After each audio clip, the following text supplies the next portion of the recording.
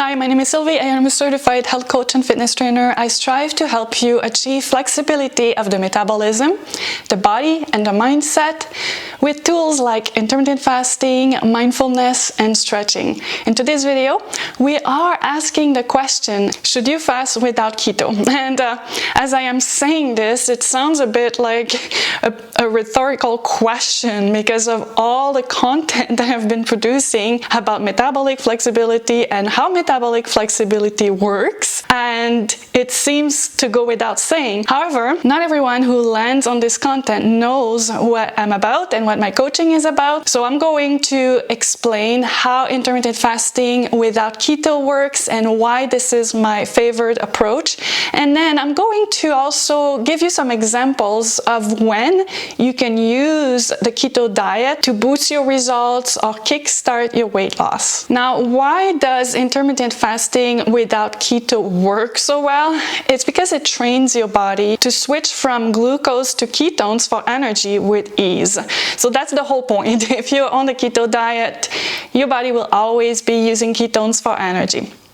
However, with fasting, the longer you fast, the more your body will be running out of glycogen, and then it will start producing ketones for energy. That usually starts after about 12 hours of fasting. Your body will be producing low levels of ketones, and then it'll keep increasing up to about 28 hours when you'll be switched over to ketones completely. And what I found is that what I call the optimal weight loss ketosis happens after fasting for about 16 to 18 hours for most people, and it'll show at about 1.0, 1.5 on your ketone monitor, and that's when you'll truly feel different. And that's why I love this approach. It makes you feel amazing. It helps you reduce your food cravings, reduce your appetite, increase your energy, improve your mood, and you'll learn to train your body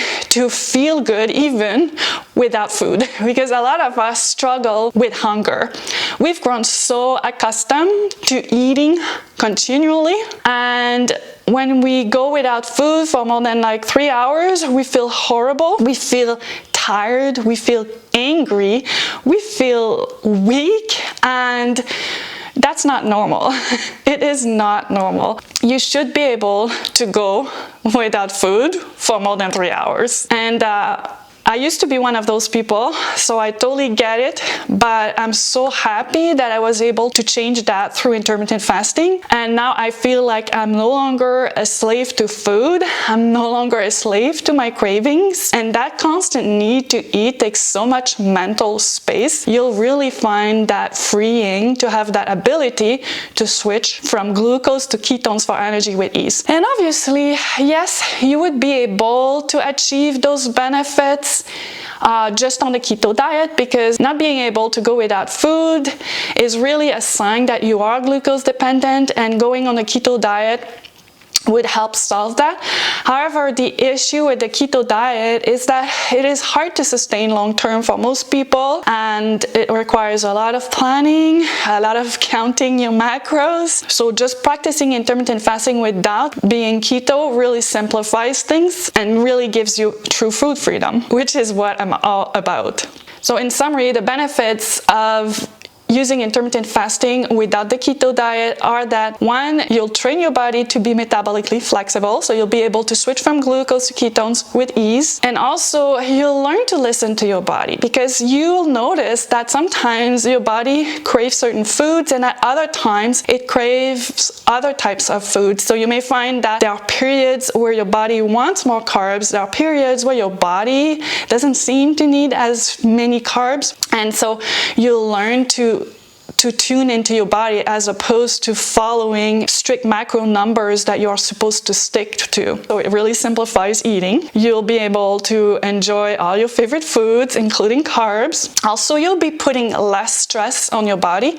I talk about that sometimes because when you stress your body too much, it can cause hormonal issues, and so sometimes it's wise to pick your stresses wisely. Calorie restriction is a stress, fasting is a stress, exercise is a stress, and carb restriction is a stress on your body as well. So when you are intermittent fasting without the keto diet, you are removing one stress. Another benefit is that your lifestyle becomes more fluid as you don't have to follow a restrictive diet. Now, how do you practice intermittent fasting without the keto diet to make sure that you reap all those benefits? The main thing that you have to do is you have to make sure you fast long enough to run out of glycogen so that your body is producing more ketones, using less glucose, and then you start feeling those benefits that I already mentioned. And so if this ketosis level usually happens after fasting for about 16-17 hours, well, you want to sustain that optimal ketosis for at least 2 hours or so, and it's most likely that you'll have to fast for at least for about 20 hours. Some women will find it beneficial to fast for 24 hours. So it's all about experimenting as you fast and listening to your body, seeing how you feel, and then defining your fasting window accordingly. Something to keep in mind is that the longer you fast, the less frequently I want you to fast. Again, we want to avoid too great of a calorie deficit, and we want to reduce the amount of stress that we're putting on your body. So if you're going to fast for 20 hours, I don't recommend that you fast more than 5 days a week. If your fasting window is 24 hours, then I would recommend that you stick to 2 or 3 days a week. Now, I mentioned that you can use the keto diet to kickstart or boost your results. And if you look in the blog post, there is a link to my ultimate guide to intermittent fasting that explains more in detail my step-by-step protocol to use intermittent fasting for weight loss. But one of the things I recommend before you start experimenting with intermittent fasting is that you become fat adapted. And to become fat adapted, there are 2 ways that I find work really well. And one is a modified fast, which we're not going to be addressing in this video, but you'll find more information about that in my ultimate guide to intermittent fasting for weight loss. Or you can use a keto cycle. And this keto cycle will usually last between 7 to 14 days. By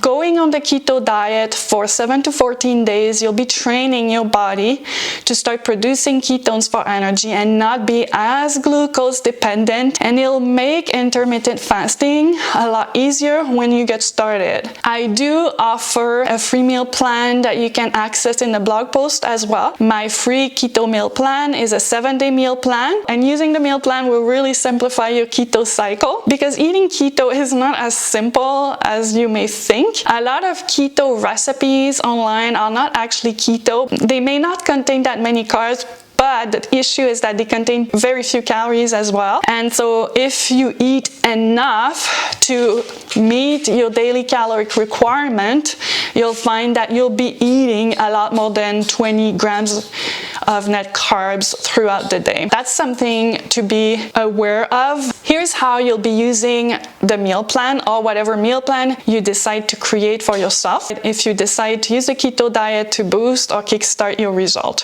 First, you can have a keto coffee for breakfast, which is what my meal plan includes, or you can just eat a regular breakfast, but make sure it's ultra low in carbs, because the other meals that are in my meal plan have enough carbs. So maybe eat some eggs, have some meat, things like that. Plan your keto cycle ahead of time. It is preferable that you pick days between day 1 and day about 18 of your menstrual cycle if you're a woman, because there is a reason that you will often notice during the second half of your cycle you feel like you crave carbs. It's because your body needs more carbs during that time. So as you plan your keto cycle, just make sure it's during the first half of your menstrual cycle. If you get sick with the keto flu, use some Himalayan salt in water. Maybe put half a teaspoon of Himalayan salt in a glass of water, and that will replenish your electrolytes, and it may alleviate your symptoms. Don't worry about counting calories or cutting calories at all. I want you to eat until you feel satisfied.